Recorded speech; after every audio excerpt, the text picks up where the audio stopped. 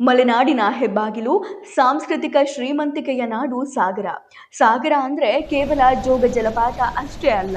ಇದು ವಿಜಯನಗರದ ನಂತರದ ಪ್ರಬಲ ಅರಸರಾದ ಕೆಳದಿ ನಾಯಕರ ಆಳ್ವಿಕೆಯ ಕೇಂದ್ರಬಿಂದು. ಸದಾಶಿವ ನಾಯಕರು ಕಟ್ಟಿಸಿದ ಸದಾಶಿವ ಸಾಗರವೇ ಇಂದಿನ ಸಾಗರ ನಗರಕ್ಕೆ ಬಂದಿರುವಂತಹ ಹೆಸರು. ಗಂಧದ ಕೆತ್ತನೆಯ ಗುಡಿಗಾರ್ ಕಲೆಗೆ ಜಗತ್ ಪ್ರಸಿದ್ಧಿಯಾದ ಈ ಮಣ್ಣು ರಾಜಕೀಯವಾಗಿಯೂ ಅತ್ಯಂತ ಪ್ರಜ್ಞಾವಂತ ಕ್ಷೇತ್ರಗಳಲ್ಲಿ ಒಂದು.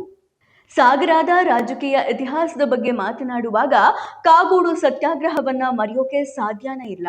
1951ರ ಉಳುವವನೇ ಭೂಮಿಯ ಒಡೆಯ ಎಂಬ ಆಶಯದೊಂದಿಗೆ ನಡೆದ ಈ ರೈತ ಹೋರಾಟ ಕರ್ನಾಟಕದ ಸಾಮಾಜಿಕ ಚಿತ್ರಣವನ್ನೇ ಬದಲಿಸಿತು. ಈ ಹೋರಾಟದ ಫಲವಾಗಿ ಬಂದ ಅಪ್ರತಿಮ ನಾಯಕ ಕಾಗೋಡು ತಿಮ್ಮಪ್ಪ.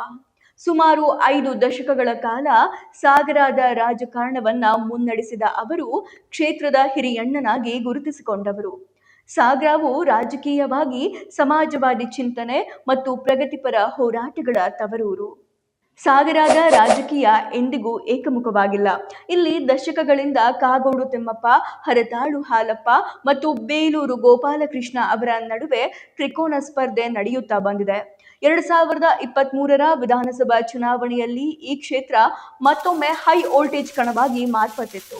ಅಂತಿಮವಾಗಿ ಕಾಂಗ್ರೆಸ್ನ ಬೇಲೂರು ಗೋಪಾಲಕೃಷ್ಣ ಅವರು ಬಿಜೆಪಿಯ ಹರತಾಳು ಹಾಲಪ್ಪನವರ ವಿರುದ್ಧ ಸುಮಾರು 16,000ಕ್ಕೂ ಅಧಿಕ ಮತಗಳ ಅಂತರದಿಂದ ಭರ್ಜರಿ ಜಯ ದಾಖಲಿಸಿದ್ರು.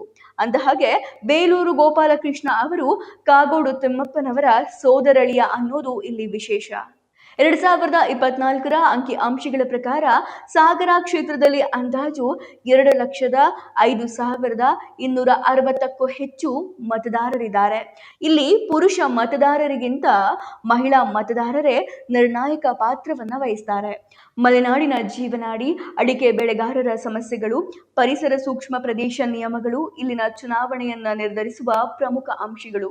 ಸಾಹಿತ್ಯ, ಕಲೆ ಮತ್ತು ಹೋರಾಟದ ಹಿನ್ನೆಲೆ ಇರುವ ಸಾಗರ ಕರ್ನಾಟಕ ರಾಜಕಾರಣದಲ್ಲಿ ಯಾವಾಗಲೂ ಒಂದು ಹೆಜ್ಜೆ ಮುಂದಿದೆ. ಸಾಗರದ ರಾಜಕೀಯ ಬೆಳವಣಿಗೆಯ ಬಗ್ಗೆ ನಿಮ್ಮ ಅಭಿಪ್ರಾಯ ಏನು ಅನ್ನೋದನ್ನ ಕಮೆಂಟ್ ಮಾಡಿ. ಮಾಹಿತಿ ಇಷ್ಟ ಆದರೆ ಲೈಕ್ ಮಾಡಿ, ಸಬ್ಸ್ಕ್ರೈಬ್ ಮಾಡಿ.